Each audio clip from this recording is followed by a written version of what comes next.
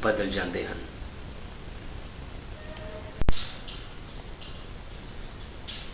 तो उस तो अगली मिश्रण के अंशां नूं वख करन लई जिहड़ा आपां तरीका अपनाउणा हैगा उस दे विच आपां की करना हैगा कि नीली या काली शाही जिहड़ी है वो शाही जिहड़े जिहड़े रंगां तो मिल के बनी है वो सारे रंगां नूं वख करना। तो इस तकनीक नूं क्रोमैटोग्राफी कहंदे हैं। इस तकनीक दे विच कीता की जाता है कि एक फिल्टर पेपर नूं जिवें तुहानूं चित्र विच खब्बे पासे दिखाया होया कैंची नाल इस तरह ही फिल्टर पेपर नूं कट लेना हैगा आयताकार आकार दे विच ते थल्ले पासे लगभग एक उहदा फिल्टर पेपर का जिहड़ा पंजवां हिस्सा हैगा थल्ले पासे आपां पेंसिल नाल लाइन खिंचनी है तो वो बिल्कुल थल्लड़ी सतह ते पेंसिल के विचाले आपां स्याही की एक बूंद पाउणी है। हुण आपां की करना हैगा कि उस फिल्टर पेपर नूं उपरले पासों एक गिलास छड़ दे नाल चिपका देना। आपां वो किसी भी तरीके नाल चाहे टेप नाल चिपका दीए उस तरह कर सकते हैं। हुण आपां जिवें चित्र च सज्जे पासे दिखाया होया एक जार लेना कच का उस दे विच उस गिलास छड़ की मदद के नाल जिहड़ा फिल्टर पेपर नूं इस ढंग नाल लटकाउणा उस विच कि जार दे विच पानी पहलां पाया होया ते जिहड़ा फिल्टर पेपर है बिल्कुल उहदी थल्लड़ी सतह ही पानी नूं छूवे ते जदों थल्लड़ी सतह पानी नूं छूवेगी तां हौली हौली जिहड़ा पानी हैगा फिल्टर पेपर सुक्की जाएगा। सुखन तो बाद की होएगा जिहड़ी आपां स्याही दी बूंद पाई सीगी वो बूंद दे विचों अलग अलग रंग जिहड़े हैगे आ वो वख हो के पानी राही उस फिल्टर पेपर के उपर आपां नूं विजुअल हो जाणगे दिखने शुरू हो जाणगे। उस विच कई बारी आपां नूं जे नीली शाही पाई हुई है हल्का मोटा लाल रंग भी दिखता है या फिक्के नीले रंग हो जाते हैं या काले दे भी इस तरह वख-वख तरह के रंग उसते अपीयर हो जाते हैं दिसने शुरू हो जाते हैं। तो उस तो पता लगता है कि जिहड़ी स्याही दी आपां बूंद इत्थे पाई सी वो किहड़े-किहड़े रंगां तो मिल के बनी है। तो इस तकनीक नूं आपां क्रोमैटोग्राफी कहने हैगे आ। आम तौर पर इसका उपयोग कित्थे हुंदा है कि डाई दे वख-वख अंशां नूं उसदे वख-वख रंगां नूं वख करन दे लई जिहड़े कुदरती जिन्ने भी रंग हैगे आ उन्हां दे वर्णकां नूं वख करन लई जिवें पत्तियां दा रंग हरा है उस विच हरे रंग दा एक क्लोरोफिल वर्णक पिया होया तां कुदरती रंगां दे वर्णकां नूं वख करन विच भी इहदा उपयोग हुंदा है। ते खून दे विचों बहुत सारियां दवाइयां जिहड़ियां हैगियां उन्हां नूं वख करन लई भी इसदा पता लगदा है क्योंकि जदों खून दे विच किसी तरह के टैसट किए जाते हैं तो उस देखा जाता है कि ये किहड़ियां-किहड़ियां दवाइयां खांदा सीगा वो दवाइयां भी इस क्रोमैटोग्राफी तकनीक दे नाल उहदा पता लगाया जाता है। तो ये सीगा अपना क्रोमैटोग्राफी बारे।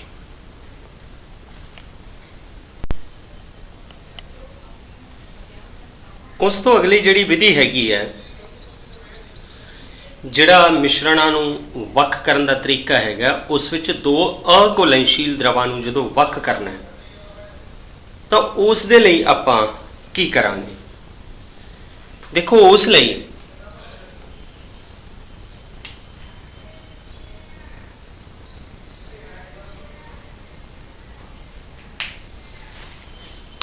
इस तरह का सैटअप किया जाएगा जिवें तुहानूं चित्र विच विखाया गया हैगा। इस विच की है कि एक कशीदत फ्लास्क लई है। इस फ्लास्क दे विच आपां एसीटोन ते पानी दो द्रव जिहड़े है दोने घुलनशील है वो उस विच पावांगे ते उस विच थर्मामीटर भी आपां फिट करांगे ते जिहड़ी वो कशीदत फ्लास्क आपां लैनी हैगी है वो इस तरह की हुंदी है कि उस दे नाल वाटर कंडेंसर भी लगन की थां हुंदी है जिहड़ा कि पानी के वाष्पां नूं जां इस चों एसीटोन के वाष्प निकलणगे उन्हां नूं इह ठंडा करके दोबारा फिर पानी दे विच बदलेगा। वाटर कंडेंसर का रोल यह हैगा उस दे विच। तो वाटर कंडेंसर जिहड़ा हैगा इस विच पानी का एक ਇਨਲੈਟ ਹੁੰਦਾ ਹੈ ਤੇ ਇੱਕ ਉਸ ਵਿੱਚ ਆਊਟਲੈਟ ਹੁੰਦਾ ਹੈ। ਇਸ ਵਾਟਰ ਕੰਡੈਂਸਰ ਦੇ ਵਿੱਚ ਇੱਥੋਂ ਦੀ ਪਾਣੀ ਵਿੱਚ ਪਾਇਆ ਜਾਂਦਾ ਠੰਡਾ ਤੇ ਇੱਥੋਂ ਉਹ ਪਾਣੀ ਜਿਹੜਾ ਹੈਗਾ ਬਾਹਰ ਨਿਕਲ ਜਾਂਦਾ ਹੈ। ਪੂਰੇ ਇਸ ਕੰਡੈਂਸਰ ਦੇ ਵਿੱਚ ਪਾਣੀ ਨੇ ਹੀ ਕੰਮ ਕਰਨਾ ਹੈ, ਜਿਸ ਨੇ ਵਾਸ਼ਪਾਂ ਨੂੰ ਠੰਡਾ ਕਰਨ ਦਾ ਕੰਮ ਕਰਨਾ ਹੈਗਾ। ਸਭ ਤੋਂ ਪਹਿਲਾਂ ਇਸ ਕਸ਼ੀਦਤ ਫਲਾਸਕ ਦੇ ਵਿੱਚ ਐਸੀਟੋਨ ਤੇ ਪਾਣੀ ਮਿਲਾਇਆ ਗਿਆ, ਥਰਮਾਮੀਟਰ ਉਹਦੇ ਵਿੱਚ ਫਿੱਟ ਕੀਤਾ ਗਿਆ ਤਾਂ ਕਿ ਜਿਹੜਾ ਤਾਪਮਾਨ ਹੈਗਾ ਉਹ ਸਾਨੂੰ ਪਤਾ ਲੱਗਦਾ ਰਹੇ ਉਸ ਦਾ ਅੰਦਰਲਾ। ਜਦੋਂ ਉਸ ਨੂੰ ਥੱਲੋਂ ਆਪਾਂ ਬਰਨਰ ਨਾਲ ਆਪਾਂ ਉਹਨੂੰ ਗਰਮੀ ਦੇਵਾਂਗੇ, ਅੱਗ ਰਾਹੀਂ ਉਸ ਪੂਰੇ ਕਸ਼ੀਦਤ ਫਲਾਸਕ ਨੂੰ ਗਰਮੀ ਮਿਲੇਗੀ ਤਾਂ ਐਸੀਟੋਨ ਤੇ ਪਾਣੀ ਵਿੱਚੋਂ ਐਸੀਟੋਨ ਜਿਹੜਾ ਹੈਗਾ ਉਹਦਾ ਵਾਸ਼ਪਨ ਜਿਹੜਾ ਬਿੰਦੂ ਹੈਗਾ ਉਹ ਪਾਣੀ ਤੋਂ ਪਹਿਲਾਂ ਹੈਗਾ, ਪਾਣੀ ਤੋਂ ਘੱਟ ਹੈ। ਪਾਣੀ 100 ਡਿਗਰੀ ਸੈਲਸੀਅਸ ਤੇ ਉਬਲਣਾ ਸ਼ੁਰੂ ਕਰਦਾ ਹੈ, ਪਰ ਐਸੀਟੋਨ ਉਸ ਤੋਂ ਪਹਿਲਾਂ ਹੀ ਉਬਲਣਾ ਸ਼ੁਰੂ ਕਰ ਦਿੰਦਾ ਹੈ ਹੇਠਲੇ ਤਾਪਮਾਨ ਤੇ ਹੀ। ਤਾਂ ਐਸੀਟੋਨ ਜਿਹੜਾ ਹੈਗਾ ਉਹ ਵਾਸ਼ਪਿਤ ਹੋਵੇਗਾ। ਵਾਸ਼ਪਿਤ ਹੋ ਕੇ ਉਸ ਦੇ ਜਿਹੜੇ ਵਾਸ਼ਪ ਹੈਗੇ ਆ ਉਹ ਇੱਥੋਂ ਦੀ ਕੰਡੈਂਸਰ ਵਿੱਚ ਦਾਖਲ ਹੋਣਗੇ। ਤਾਂ ਜਦੋਂ ਉਹ ਵਾਸ਼ਪ ਕੰਡੈਂਸਰ ਵਿੱਚ ਦਾਖਲ ਹੋਏ ਤਾਂ ਵਾਟਰ ਕੰਡੈਂਸਰ ਦੇ ਵਿੱਚ ਜਿਹੜਾ ਕਿ ਉਹਨਾਂ ਵਾਸ਼ਪਾਂ ਨੂੰ ਠੰਡਾ ਕਰਦਾ ਐਸੀਟੋਨ ਦੇ ਨੂੰ, ਜਦੋਂ ਕੰਡੈਂਸਰ ਨੂੰ ਠੰਡਾ ਪਾਣੀ ਦਿੱਤਾ ਜਾਵੇਗਾ ਤਾਂ ਉਸ ਦੇ ਨਾਲ ਜਿਹੜਾ ਐਸੀਟੋਨ ਦੇ ਵਾਸ਼ਪ ਹੈ ਉਹ ਵਾਸ਼ਪ ਅਵਸਥਾ ਤੋਂ ਤਰਲ ਅਵਸਥਾ ਵਿੱਚ ਬਦਲ ਜਾਣਗੇ। ਜਿਹੜੇ ਬੀਕਰ ਦੇ ਵਿੱਚ ਦੂਸਰੇ ਪਾਸੇ ਤੁਸੀਂ ਦੇਖ ਸਕਦੇ ਆ ਇੱਕ ਬੀਕਰ ਥੱਲੇ ਲਾਇਆ ਹੋਇਆ, ਉਸ ਦੇ ਵਿੱਚੋਂ ਬੂੰਦ-ਬੂੰਦ ਕਰਕੇ ਐਸੀਟੋਨ ਇਕੱਠਾ ਹੋ ਜਾਏਗਾ ਤੇ ਉਧਰ ਕਸ਼ੀਦਤ ਫਲਾਸਕ ਦੇ ਵਿੱਚ ਕੀ ਰਹਿ ਜਾਏਗਾ? ਪਾਣੀ। ਤਾਂ ਇਸ ਤਰੀਕੇ ਨਾਲ ਦੋ ਜਿਹੜੇ ਘੁਲਣਸ਼ੀਲ ਦਰਵ ਹੈਗੇ ਆ ਉਹ ਆਪਾਂ ਵੱਖ ਕਰ ਲਏ। ਤੋ ਇਹ ਤਕਨੀਕ ਬੜੀ ਕਾਮਨ ਹੈਗੀ ਹੈ। ਹੋਰ ਵੀ ਬਹੁਤ ਸਾਰੇ ਤਰਲ ਹੈਗੇ ਆ ਜਿਨ੍ਹਾਂ ਨੂੰ ਇਸ ਕਸ਼ੀਦਤ ਵਿਧੀ ਨਾਲ ਵੱਖ ਕੀਤਾ ਜਾਂਦਾ ਹੈਗਾ। ਹੁਣ ਇੱਕ ਆਪਾਂ ਨੂੰ ਪਤਾ ਹੋਣਾ ਚਾਹੀਦਾ ਅੰਸ਼ਕ ਕਸ਼ੀਦਨ ਵਿਧੀ, ਜਿਹੜੀ ਕਿ ਕੱਚੇ ਤੇਲ ਵਿੱਚੋਂ ਜਿੰਨੇ ਵੀ ਪੈਟਰੋਲੀਅਮ ਉਤਪਾਦ ਹੈ, ਕੱਚੇ ਤੇਲ ਦੇ ਉਤਪਾਦ ਹੈਗੇ ਆ ਉਹ ਤਿਆਰ ਕਰਦੇ ਆ। ਜਿਵੇਂ ਪੈਟਰੋਲ ਹੋ ਗਿਆ, ਡੀਜ਼ਲ ਹੋ ਗਿਆ, ਮਿੱਟੀ ਦਾ ਤੇਲ ਹੋ ਗਿਆ, ਲੁਬਰੀਕੇਟਿੰਗ ਆਇਲ ਹੋ ਗਿਆ, ਜਿਹੜੀ ਆਪਾਂ ਸਾਈਕਲ ਦੀਆਂ ਚੈਨਾਂ ਦੇ ਵਿੱਚ ਲਾ ਦਿੰਦੇ ਹੈਗੇ ਆ, ਲੁਬਰੀਕੇਟਿੰਗ ਆਇਲ ਜਿਹੜਾ ਹੈਗਾ ਜਿਸ ਨਾਲ ਕਿ ਉਹ ਸਹੀ ਕੰਮ ਕਰਦੀਆਂ ਚੈਨਾਂ।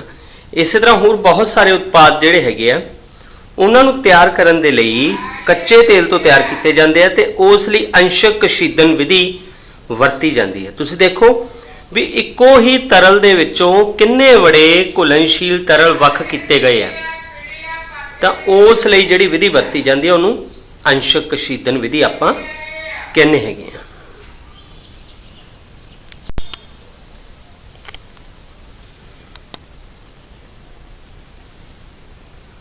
ਬੱਚਿਓ, ਇਸ ਤੋਂ ਬਾਅਦ ਹਵਾ ਦੇ ਵੱਖ-ਵੱਖ ਅੰਸ਼ਾਂ ਨੂੰ ਆਪਾਂ ਕਿਵੇਂ ਵੱਖ ਕਰ ਸਕਦੇ ਹਾਂ? ਭਾਵ ਹਵਾ ਵਿੱਚ ਬਹੁਤ ਸਾਰੀਆਂ ਗੈਸਾਂ ਹਨ, ਨਾਈਟ੍ਰੋਜਨ ਹੈ, ਆਰਗਨ ਹੈ, ਆਕਸੀਜਨ ਹੈ, ਕਾਰਬਨ ਡਾਈਆਕਸਾਈਡ ਹੈ।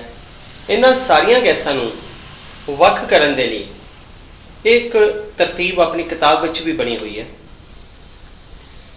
ਚਿੱਤਰ ਵਿੱਚ ਖੱਬੇ ਪਾਸੇ ਤੁਹਾਨੂੰ ਇੱਕ ਫਿਲਟਰ ਥੱਲੇ ਦਿਖ ਰਿਹਾ ਹੋਣਾ। ਉਸ ਫਿਲਟਰ ਰਾਹੀਂ ਹਵਾ ਇਸ ਪੂਰੇ ਆਪਰੇਟਸ ਵਿੱਚ ਦਾਖਲ ਹੁੰਦੀ ਹੈ ਤਾਂ ਹਵਾ ਉਸ ਨੂੰ ਪਹਿਲਾਂ ਵੱਧ ਪ੍ਰੈਸ਼ਰ ਦਿੱਤਾ ਜਾਂਦਾ ਹੈ, ਭਾਵ ਉਸ ਦਾ ਦਬਾਅ ਵਧਾ ਦਿੱਤਾ ਜਾਂਦਾ ਹੈ। ਤਾਂ ਉਹ ਗਰਮ ਹਵਾ ਜਿਹੜੀ ਹੈ ਜਦੋਂ ਉਸ ਦਾ ਪੂਰਾ ਦਬਾਅ ਬਣ ਜਾਂਦਾ ਹੈਗਾ, ਇੱਕ ਤੁਸੀਂ ਚੈਂਬਰ ਦੇਖ ਰਹੇ ਹੋ ਇਸ ਵਿੱਚ, ਜੇ ਤੁਹਾਡੀ ਨਜ਼ਰ ਜਾਰੀ ਹੋਵੇ ਤਾਂ ਆਹ ਵਾਲਾ ਜਿਹੜਾ ਦਬਾਅਕ੍ਰਿਤ ਹਵਾ ਵਾਲਾ ਚੈਂਬਰ ਹੈ ਜਿੱਥੇ ਹਵਾ ਨੂੰ ਪੂਰਾ ਦਬਾ ਦਿੱਤਾ ਜਾਂਦਾ ਹੈ। ਜਦੋਂ ਇੱਥੋਂ ਹਵਾ ਦਬਾ ਦਿੱਤੀ ਜਾਵੇਗੀ ਤਾਂ ਹਵਾ ਅੱਗੇ ਜਾਊਗੀ ਪੂਰੇ ਪ੍ਰੈਸ਼ਰ ਨਾਲ। ਇਹ ਗਰਮ ਹਵਾ ਹੋਵੇਗੀ। ਗਰਮ ਹਵਾ ਇਸ ਬੰਤਰ ਦੇ ਵਿੱਚ ਜਾਵੇਗੀ, ਜਿਹਦੇ ਵਿੱਚ ਕਿ ਇੱਕ ਪਹਿਲਾਂ ਹੀ ਇੱਕ ਕੰਡੈਂਸਰ ਜਿਹੜਾ ਹੈਗਾ ਉਹ ਫਿੱਟ ਕੀਤਾ ਹੋਇਆ, ਜਿਸ ਨੇ ਕਿ ਉਸ ਗਰਮ ਹਵਾ ਨੂੰ ਠੰਡਾ ਕਰਨਾ ਹੈ। ਤੇ ਉਹ ਠੰਡੀ ਤੇ ਨਪੀੜਤ ਹਵਾ ਅੱਗੇ ਜਾਵੇਗੀ ਸੈਪਰੇਟਰ ਦੇ ਵਿੱਚ, ਜਿੱਥੇ ਹਵਾ ਦੀਆਂ ਗੈਸਾਂ ਨੂੰ ਵੱਖ ਕੀਤਾ ਜਾਣਾ। ਤਾਂ ਇਸ ਸੈਪਰੇਟਰ ਦੇ ਵਿੱਚੋਂ ਸਭ ਤੋਂ ਪਹਿਲਾਂ ਇਧਰਲੇ ਪਾਸੇ ਕਾਰਬਨ ਡਾਈਆਕਸਾਈਡ ਨਿਕਲੂਗੀ, ਜਿਹੜੀ ਕਿ ਪਹਿਲਾਂ ਗੈਸ ਅਵਸਥਾ ਵਿੱਚ ਸੀ, ਪਰ ਜਦੋਂ ਉਹਨੂੰ ਠੰਡਾ ਕਰ ਦਿੱਤਾ ਗਿਆ ਤਾਂ ਠੋਸ ਅਵਸਥਾ ਵਿੱਚ ਬਦਲ ਗਈ। ਇਸ ਠੋਸ ਅਵਸਥਾ ਵਿੱਚ ਬਦਲੀ ਹੋਈ ਕਾਰਬਨ ਡਾਈਆਕਸਾਈਡ ਨੂੰ ਸੁੱਕੀ ਬਰਫ਼ ਵੀ ਕਹਿ ਦਿੰਦੇ ਹੈਗੇ ਆ। ਤਾਂ ਇਸ ਤੋਂ ਬਾਅਦ ਸੈਪਰੇਟਰ ਦੇ ਵਿੱਚੋਂ ਇਧਰੋਂ ਤਾਂ ਕਾਰਬਨ ਡਾਈਆਕਸਾਈਡ ਨਿਕਲੀ, ਹੁਣ ਬਾਕੀ ਦੇ ਅੰਸ਼ ਜਿਹੜੇ ਹੈਗੇ ਆ ਇਸ ਚੈਂਬਰ ਵਿੱਚ ਜਾਣਗੇ, ਜਿਹਨੂੰ ਕਿ ਅੰਸ਼ਕ ਕਸ਼ੀਦਨ ਟਾਵਰ ਵੀ ਕਹਿੰਦੇ ਆ। ਇਸ ਅੰਸ਼ਕ ਕਸ਼ੀਦਨ ਟਾਵਰ ਦੇ ਵਿੱਚੋਂ ਇੱਕ ਤਰ੍ਹਾਂ ਦੀ ਇੱਥੇ ਐਕਸਪੈਂਸ਼ਨ ਜੈਟ ਹੁੰਦਾ ਹੈ, ਵੀ ਬੜੀ ਤੇਜ਼ੀ ਨਾਲ ਗੈਸ ਜਿਹੜੀ ਇੱਥੇ ਪਹੁੰਚਦੀ ਹੈ, ਜਿਹੜੀ ਹਵਾ ਹੈਗੀ ਹੈ। ਤਾਂ ਇਸ ਅੰਸ਼ਕ ਕਸ਼ੀਦਨ ਟਾਵਰ ਦੇ ਵਿੱਚੋਂ ਨਾਈਟ੍ਰੋਜਨ ਤੇ ਆਰਗਨ ਗੈਸ ਜਿਹੜੀ ਆ ਬਾਹਰ ਨਿਕਲ ਜਾਂਦੀ ਹੈ।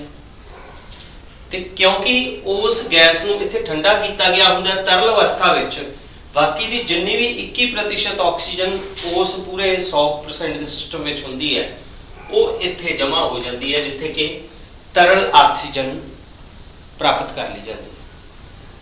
ਤਾਂ ਇਸ ਤਰ੍ਹਾਂ ਇਹ ਹਵਾ ਦੇ ਵੱਖ-ਵੱਖ ਅੰਸ਼ਾਂ ਨੂੰ ਜਿਹੜਾ ਹੈਗਾ ਵੱਖ ਕੀਤਾ ਗਿਆ ਹੈਗਾ। ਥੋੜਾ ਜਿਹਾ ਕੰਪਲਿਕੇਟਡ ਹੈਗਾ, ਇਸ ਨੂੰ ਇੱਕ ਦੋ ਵਾਰੀ ਤੁਸੀਂ ਦੇਖੋਗੇ ਤਾਂ ਤੁਸੀਂ ਬਹੁਤ ਵਧੀਆ ਢੰਗ ਨਾਲ ਸਮਝ ਸਕਦੇ ਹੋ ਇਸ ਨੂੰ। ਤਾਂ ਇਸ ਵਿੱਚ ਵੀ ਅੰਸ਼ਕ ਕਸ਼ੀਦਨ ਟਾਵਰ ਦੀ ਗੱਲ ਹੋਈ ਹੈ, ਜਿਹੜਾ ਕਿ ਨਾਈਟ੍ਰੋਜਨ ਤੇ ਆਰਗਨ ਗੈਸ ਨੂੰ ਅਲੱਗ ਕਰਦਾ ਹੈਗਾ। ਇੱਥੇ ਥੋੜਾ ਜਿਹਾ ਜਿਹੜੀ ਉਹ ਹਵਾ ਜਿਹੜੀ ਤਰਲ ਅਵਸਥਾ 'ਚ ਆ ਉਹਨੂੰ ਥੋੜਾ ਜਿਹਾ ਗਰਮ ਵੀ ਕੀਤਾ ਜਾਂਦਾ ਹੈ। ਉਹ ਗਰਮ ਕਰਨ ਕਰਕੇ ਹੀ ਉਸ ਵਿੱਚੋਂ ਨਾਈਟ੍ਰੋਜਨ ਤੇ ਆਰਗਨ ਗੈਸ ਜਿਹੜੀ ਹੈਗੀ ਆ ਉਹ ਬਾਹਰ ਨਿਕਲਦੀ ਹੈਗੀ। ਤਾਂ ਇਹ ਆਪਣਾ ਹੈਗਾ ਜਿਹੜਾ ਆਪਣਾ 7ਵਾਂ ਟੌਪਿਕ ਸੀਗਾ ਇਹਦਾ, ਕਿ ਹਵਾ ਦੇ ਵੱਖ-ਵੱਖ ਜਿਹੜੇ ਅੰਸ਼ ਹੈਗੇ ਉਹਨਾਂ ਨੂੰ ਵੱਖ ਕਰਨਾ।